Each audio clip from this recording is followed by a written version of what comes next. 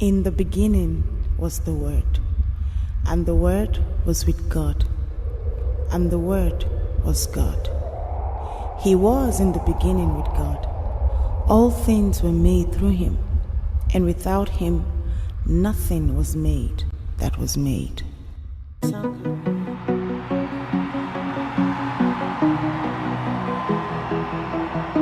What can't you do, Jesus? Let's go!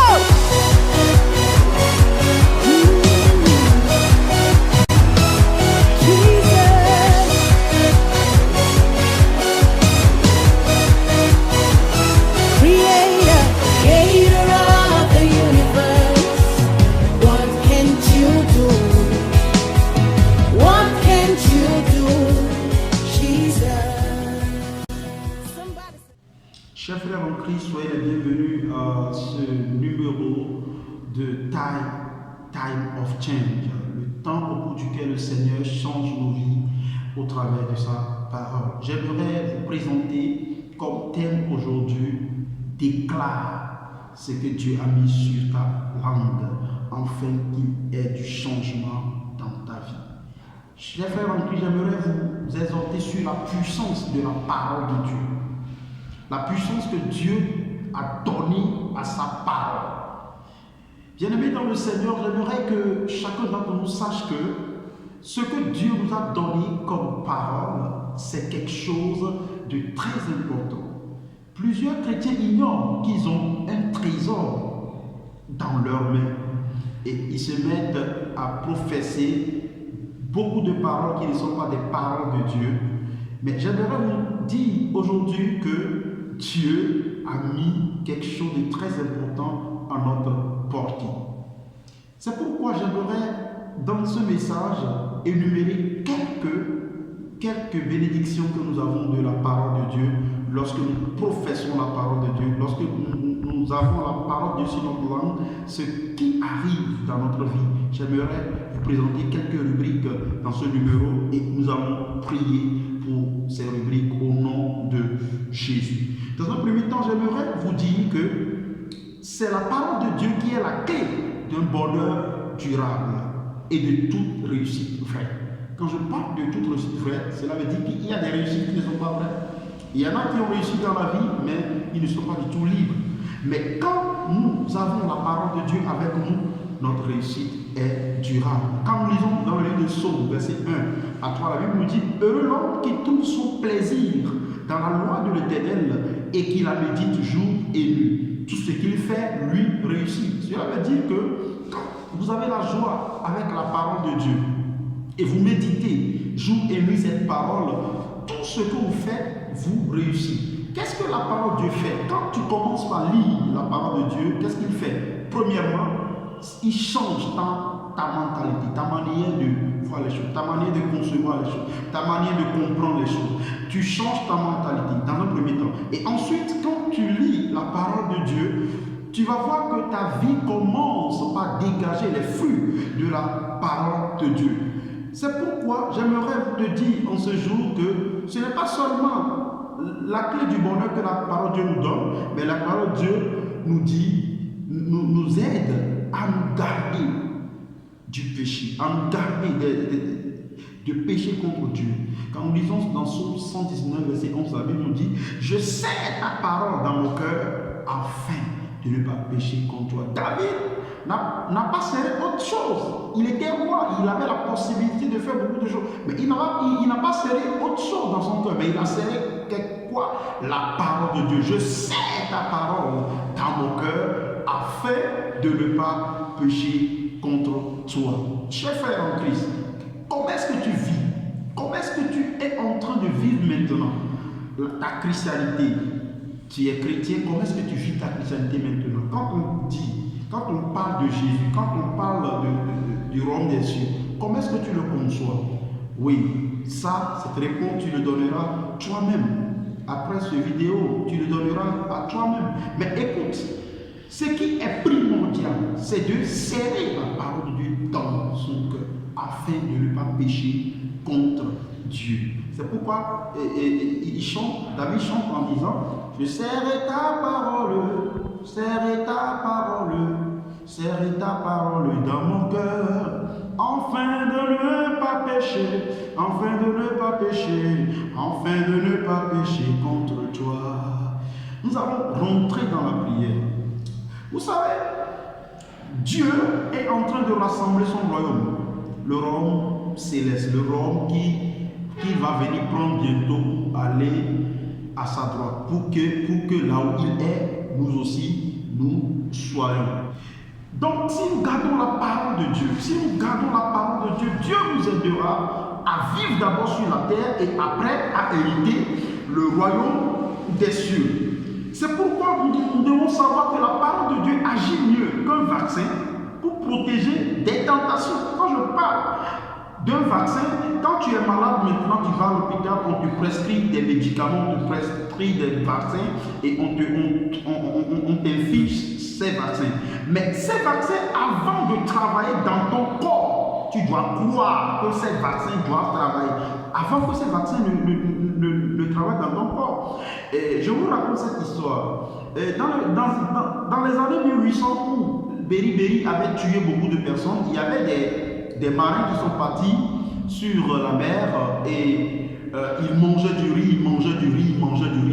À un moment donné, les gens commençaient à mourir de cette maladie fameuse qu'on appelait Beriberi. Et il y avait quelqu'un parmi eux qui a pris une boîte de paracétamol. Et il a dit, ah mais j'ai le remède contre cette maladie. Il a pris ce médicament et il est guéri. Et à un moment donné, les autres qui étaient malades aussi ont pris ces médicaments et je vous assure que tous étaient guéris. Pourquoi ils étaient guéris? Parce qu'ils croyaient en ce médicament. Ils avaient foi en ce médicament.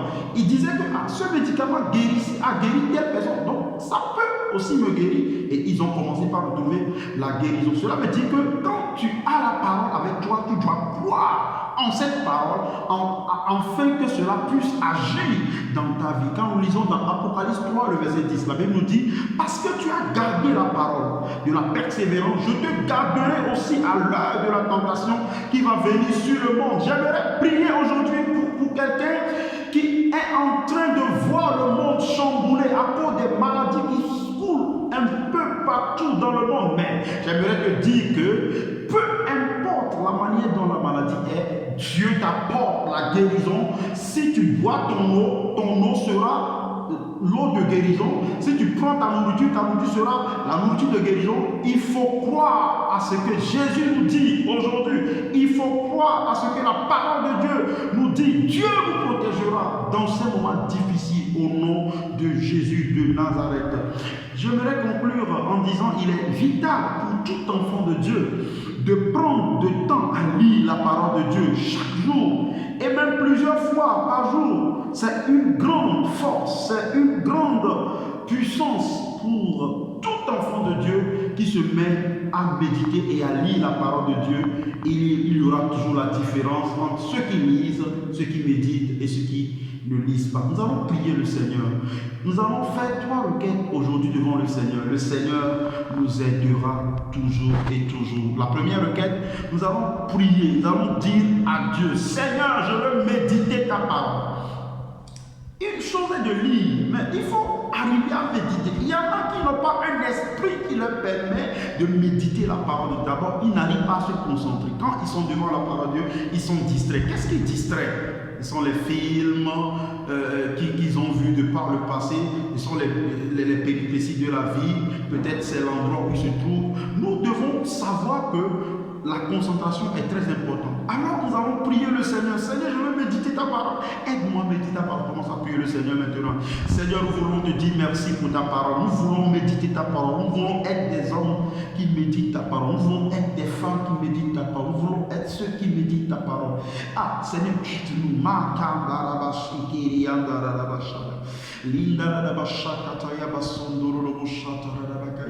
Fais-nous grâce, Jésus. Fais-nous grâce, Jésus. Accorde-nous cette grâce de méditer ta parole. Nous allons prier dans le nom de Jésus. Alléluia.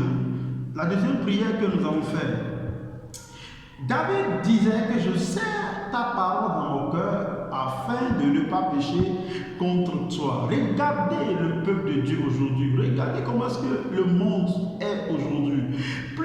plusieurs vont à l'église, plusieurs lisent la Bible, mais peu arrivent à serrer la parole de Dieu dans leur cœur. Nous allons prier le Seigneur. Si tu m'entends maintenant, dis à Dieu, Seigneur, j'ai été ceci, j'ai été cela. Maintenant, je veux serrer ta parole dans mon cœur.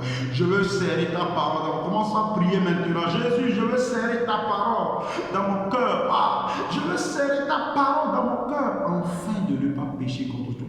Afin de ne pas pécher contre toi. Et Seigneur, aide quelqu'un, Seigneur. Aide un frère, aide une soeur, aide quelqu'un qui m'écoute maintenant. Tu connais tes enfants. Tes enfants veulent serrer ta parole dans leur cœur. Ils ne veulent pas pécher contre toi. Ils ne veulent pas vivre comme le monde vit, Seigneur. Ils veulent être différents du monde. Ils veulent être séparés du monde. Jésus, aide quelqu'un à serrer ta parole dans son cœur afin de ne pas pécher contre toi. Seigneur, merci. Inda la bouche, les bakaya bouche, ta inda la baseda. Oriba shikaya baba, uriba mashikere la baba. Je serre ta parole, je serre ta parole, je serre ta parole dans mon cœur, afin de ne pas pécher, afin de ne pas pécher, afin de ne pas pécher contre toi. Une dernière prière. Nous passons par des moments difficiles. Le monde est devenu un monde où il y a la peur partout. On nous demande de porter les mesures barrières, on nous demande de ne pas saluer, on nous demande de ne pas nous accrouper quelque part. Oui, le monde passe des moments difficiles. Toi, chrétien, je ne te dirai pas de ne pas observer les mesures barrières. Continue pas à observer les mesures barrières. Mais j'aimerais te dire quelque chose que tu dois vivre avec la foi. Tu dois vivre avec une grande foi. La foi est très importante en ce moment précis. Nous devons savoir que nous avons des héritages bibliques qui doivent agir dans nos vies. Je ne vous demande pas de ne pas observer les mesures barrières. Je ne vous demande pas de ne pas non plus faire les vaccins. Mais écoutez, nous devons savoir que nous avons des héritages. Des héritages de la parole de Dieu. Parce que tu as gardé la parole de la persévérance, je te garderai aussi à l'heure de la tentation. Nous allons prier, nous allons dire à Dieu, aide-nous afin que dans ce moment difficile, nous ne soyons pas atteints. Notre maison ne soit pas atteinte, nos femmes ne soient pas atteintes, nos enfants ne soient pas atteints, nos frères ne soient pas atteints. Commence par prier le Seigneur. Dieu te préservera dans ces grands moments de tentation. Prie au nom de Jésus. Seigneur, en ce moment où nous passons des moments difficiles, en ce moment où le monde passe par des moments de contamination, des vagues, des maladies. Oh Jésus, nous voulons te confier la population. Nous voulons te confier nos frères et nos soeurs. Nous voulons te confier nos amis. Nous voulons te confier notre femme. Nous voulons te confier nos femmes. Nous voulons te confier nos frères, nos enfants. Nous voulons te les confier, Seigneur. Protège-nous, Seigneur. Protège-nous, Seigneur, dans ces grands moments où les choses sont difficiles. Protège-nous, garde-nous, Seigneur, afin que cette maladie passe outre notre maison, cette maladie passe outre nos foyers, cette maladie passe outre nos frères. Nous soyons plus que vainqueurs. Nous allons de gloire en gloire et nous serons différents. Seigneur, merci. Malabo Shakataya. Lira Yabasaka Yabasondo Roboshika Yababasanda. Nous avons prié lorsque nous étions en train de prier. Maintenant, le Seigneur me demande de prier pour ceux qui sont déjà atteints de cette maladie et sont maintenant à l'hôpital. Ils sont maintenant de recevoir des soins. Nous allons faire quelques minutes de prière pour eux. Les docteurs soignent, mais celui qui guérit, c'est Dieu qui guérit. On va prier pour leur guérison immédiate. Seigneur, guéris-les au nom de Jésus. J'envoie les anges maintenant. Je vois les anges qui descendent à l'hôpital maintenant. Si tu as un patient à l'hôpital maintenant qui passe par des moments difficiles, mets cette vidéo à son écoute maintenant. Dieu le touche maintenant. Maintenant que nous prions, quelqu'un qui est dans un état grave, quelqu'un qui est même hospitalisé sous oxygène maintenant. Nous prions maintenant pour que le contact spirituel le touche au nom de Jésus.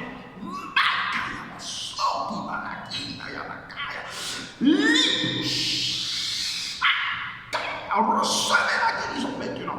Recevez la guérison maintenant. Recevez la guérison maintenant. Ah, Seigneur, qu'il se lève de son lit, qu'il prenne son lit, qu'il va à la maison. Même si les docteurs sont découragés, même si les docteurs ont diagnostiqué la mort. Oh, Seigneur, il ne mourra pas. Il ne mourra pas. Recevez la guérison au nom de Jésus. Merci, Seigneur, pour ta touche. Tu es en train de toucher. Tu es en train de libérer, tu es en train de changer. Sois béni maintenant, au nom puissant de Jésus. Nous avons prié et reçu.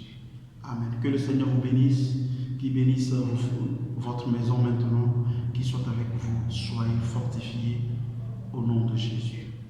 Amen. Que le Seigneur vous bénisse. À la prochaine. Shalom, shalom, shalom.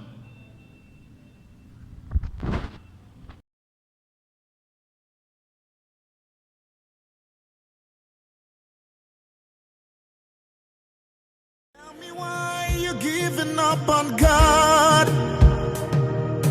Tell me why you're giving up on Him. Tell me why you're giving up on God. Hold on, change is on.